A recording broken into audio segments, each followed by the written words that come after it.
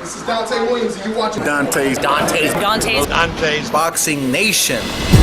This is Showtime Sean Portland. Filipino Flash, Jesse Burns. This is Al Bernstein. You're watching Dante's Boxing Nation.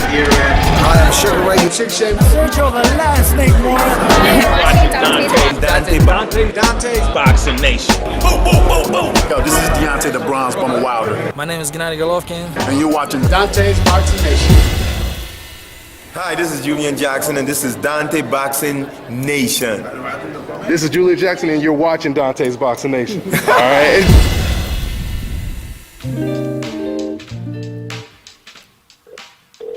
See if we could get my man Eric Molina on the line and talk about this Anthony Joshua situation.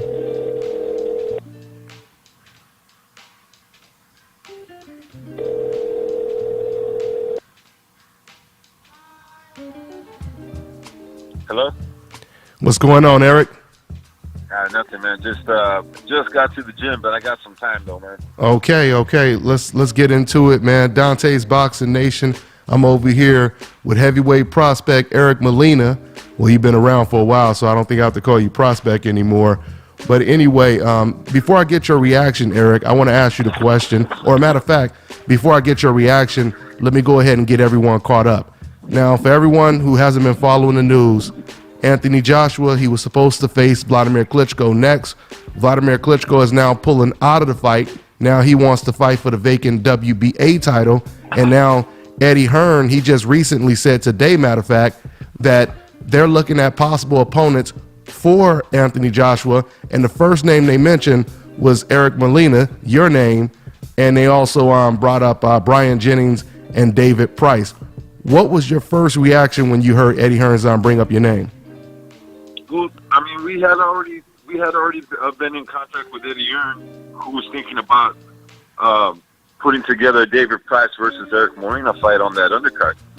But I'll be honest with you, when I first heard the card, Klitschko fighting Joshua, and some of the ideas that Eddie Hearn had that night, and I had a good feeling that I had a shot to fight on that card.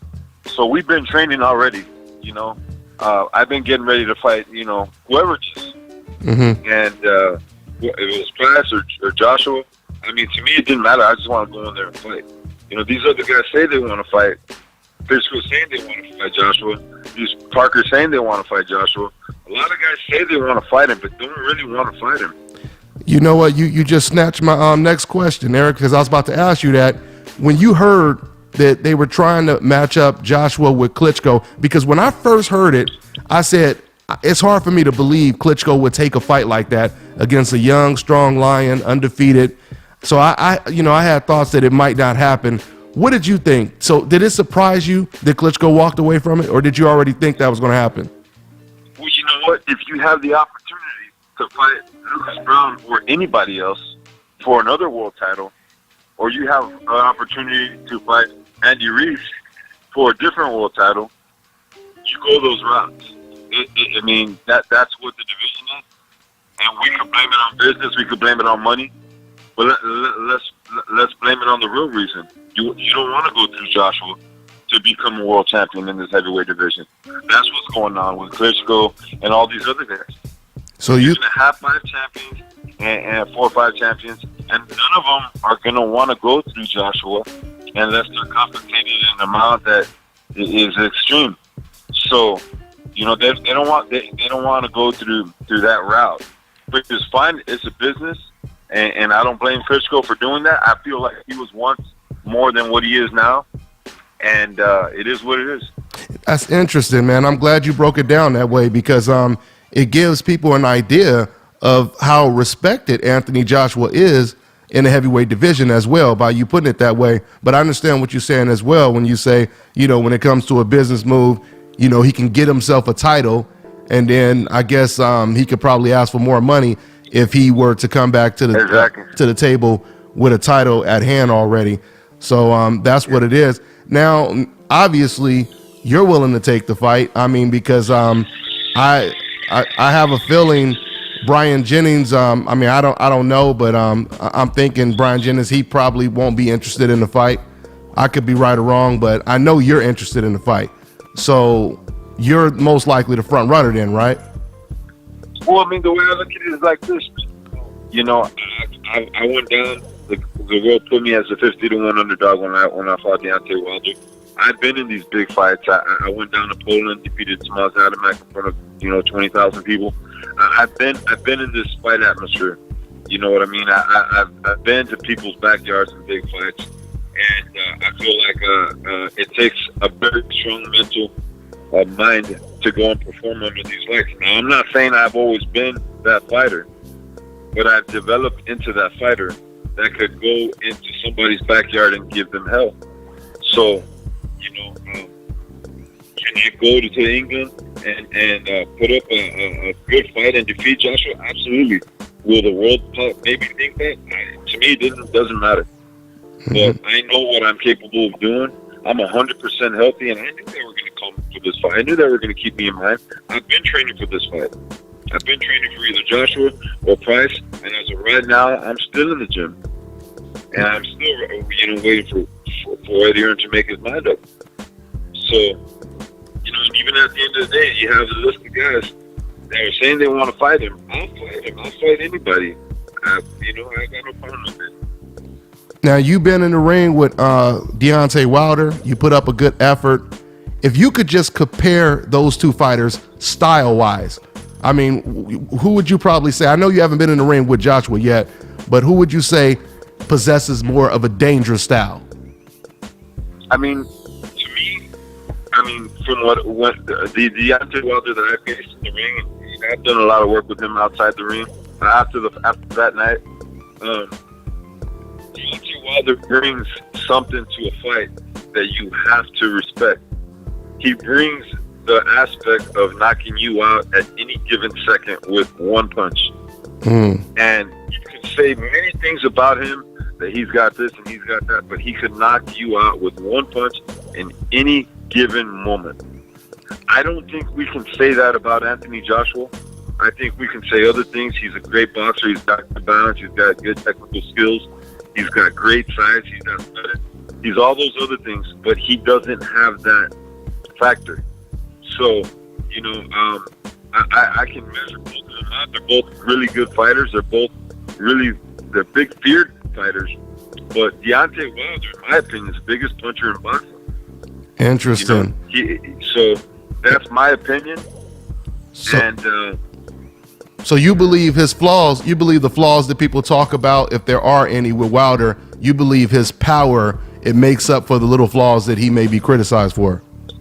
Yeah, he's awkward, man. Wilder's awkward. He's tall, lanky. His punches are awkward. He's awkward himself, and that can throw you off a little bit. It can throw fighters off a little bit. And Joshua's more your conventional style, a heavyweight. He throws very good technical punches, and sometimes I just feel like Wilder's style, it makes him even more dangerous. You don't know what he's going to do. You don't know if he's going to box you. He's going to be wild. Is he going to try and, he does some weird things in there. He makes you think. I'm not saying I've never been in the ring with Joshua, but from what I've seen, he's a pretty much stand-up, straight-up fighter. He'll counter you over with the right hand. He's got big presence. He's got good boxing IQ. So, you know what I mean? But, from what I see, you know what I mean? Absolutely. Excellent breakdown too, by the way, man. Let me ask you, let me just jump off subject a little bit for a second. I always want to ask you about the Chris Arreola situation, because we heard his side, but I never really heard your side. What happened with that altercation after the Wilder versus Arreola fight? Yeah, you know what though, man? This dates back to when I fought Chris Arreola, man. If the people that can dissect my career and look at it on paper, man, I had no amateur experience. I started as a cruiserweight my whole career. After coming into the heavyweight division on my second fight, Don King throws me in with Chris Arreola. Anybody would have defeated me in the heavyweight division. Anybody. I was weak-minded. I had no experience. I had no confidence. I had no anything. Absolutely nothing. And even considering that, I almost still knocked him out. But anyways, aside from that, the fighter that I was then to who I am now, I mean, if you know anything about boxing, you'll know that I'm not that same fighter. So, Arreola he throws my name around a lot. and he had been throwing my name around, saying, well, Molina went in there with Wilder, and Wilder carried him all those rounds, and Molina sucks, and this and that about Molina. Well, you know what? Tides have changed, man. The waves have changed a little bit, and he's became a worthless fighter, and I became, and the tides have shifted a different way for me. I've learned how to fight. I've learned how to be confident. I've learned how to use the things that I can do, and I've become a better fighter. So, if you don't want to give credit to that, I've called out for a rematch for years. I mean, but what was it that angered Arreola? Did you say something like he quit against Wilder or something like that? Absolutely. Yeah, I said that. I said that to his face. Because all week while I was driving to Alabama, he was down there talking shit about me, like if he was going to fight me. He was running his mouth saying, they asked him what Wilder thought about, or what he thought about Wilder's opponents. He said, there's one guy, Eric Molina. That guy fucking sucks. He fucking blows. So why am I going to let him disrespect me all week? When I see him and get in front of his face, I'm going to let him know. He swore up and down all week that he was going to die in the ring trying to become first Mexican heavyweight champion. Look at the fight that he fought with Wilder. Look at the fight that I fought with Wilder. Yeah. Tell me which Mexican was willing to die in that ring. Yeah, you definitely brought it. So, you know what? But why is it so personal? Why is it so personal, though? That's what I don't understand. Because you ask him why he can't get my name out of his mouth. I don't need a Arreola fight. Nobody needs an Arreola fight right now in the heavyweight division. Nobody does. He's done. Man, it's so sad. I was Wilder's preparation to get ready for this guy, and he had harder sparring rounds with me and some of the guys. And I'll tell you, to be completely honest with you, if he had any sparring partners and me in there, and he only had one arm to work with, he was going to have a long day. And I knew from the very beginning that I had shared a lot of rounds with Wilder.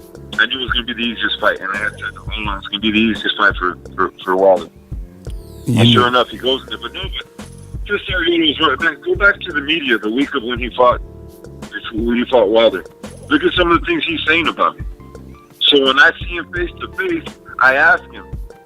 He said all week that I sucked and that he was going to do way better than me, and that I wasn't worth anything. So he thought he had a better shot. Well, go in there and show me, don't tell me. So once he goes in there and quits on the stool, then I tell him to his face, hey, why did you quit? I thought I sucked and you were going to do better than me, but yeah, you quit on the stool and you're running your mouth. So yeah, I asked him that after the fight. You know what I mean? And that's something that I had every right to ask him. But in his face, I told him that. I didn't do it in an interview or something on the side. I told him to his face.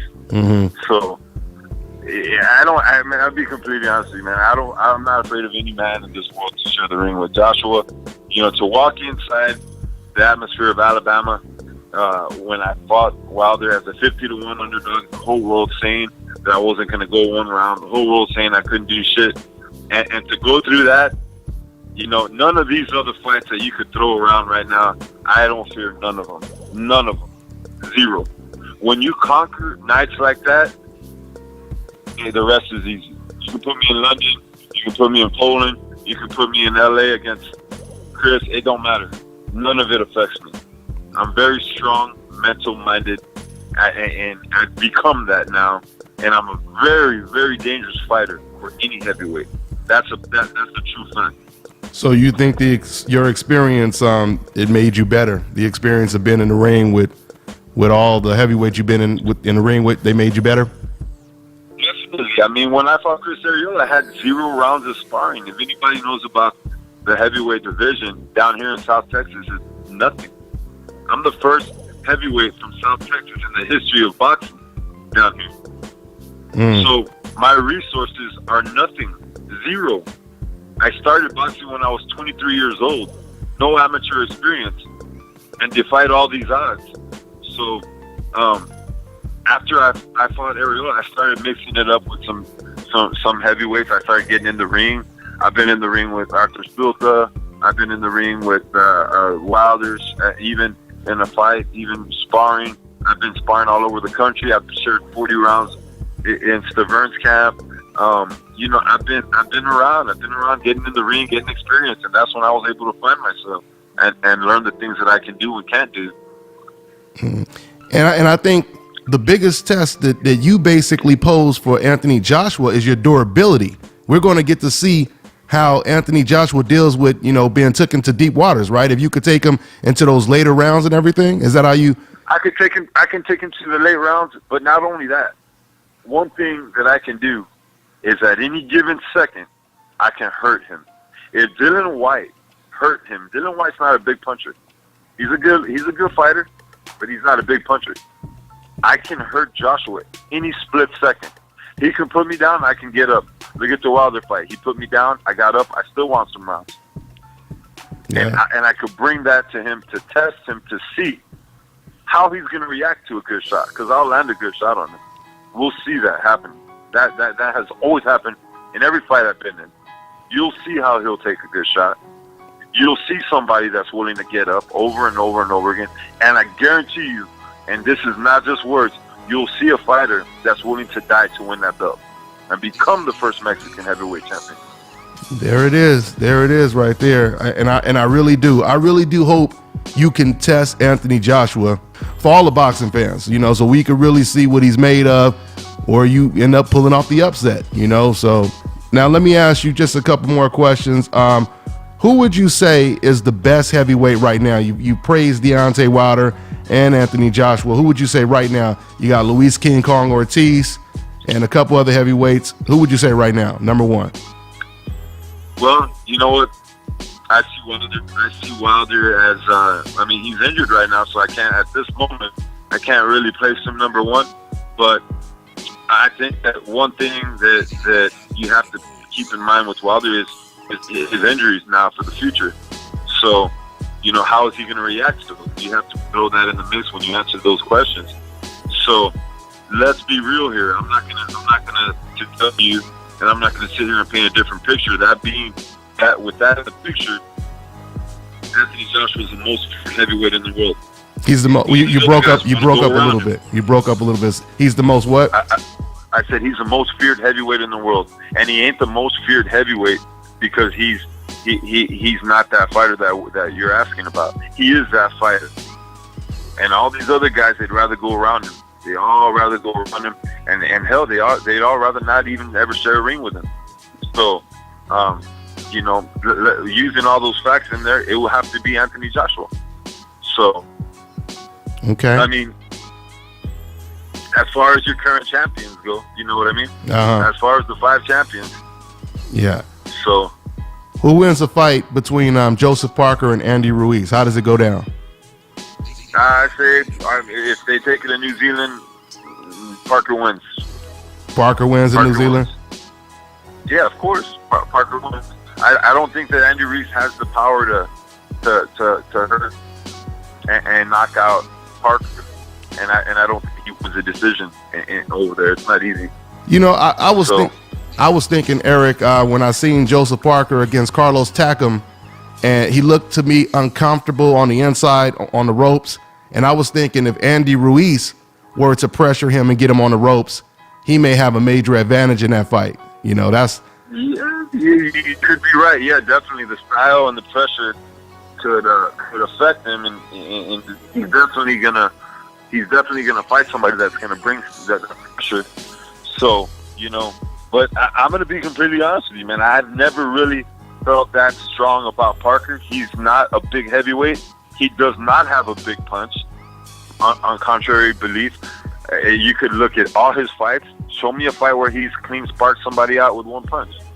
You know a heavyweight's got a hard punch when they can knock you out with one punch, not an accumulation of punches. Uh-huh. One punch at any given round. That's when you know that guy's got a good punch. And Andy Ruiz don't do that. Parker don't do that. Joshua don't do that. Luis Ortiz can do that. Deontay Wilder can do that. And there's other fighters that can do that. Those are very dangerous fighters, and I think Parker's very skilled. He's fast, and he is just going to see how he can handle the pressure. It's a good fight, though. I like the fight, you know. Excellent fight. Well, man, I hope you get this Anthony Joshua fight if Vladimir Klitschko, because it's not official yet. Vladimir, he hasn't completely pulled out, but if Anthony's not fighting Klitschko, I hope you get the fight. Matter of fact, Eddie Hearn, he already reached out to you guys, right? Well, Eddie Hearn had to reach out for us for a prize fight. But I mean, if you look at it in the interview and you see what the names he's throwing out, he's throwing my name out first already. So you know, he knows firsthand that we're ready and willing to go fight him. So it's just up to him and Klitschko right now. We'll see what happens. That's what it is, man. Hey, well, I want to thank you for your time. Anything else you want to say to the fans, man? Man, I just want to send a shout out to all the fans and stuff. You know, it's hard being a heavyweight from South Texas. I don't get that much coverage, but you better believe I'm putting in work, and I call it the art of bouncing back. I'll continue to do that, and just trying to share my story with the world. Thank you, guys. All right. Thanks for your time, man. You take care, and I'll catch up with you when we get an announcement, man. All right, man. Thank you, man. All right, man. Take care, bro.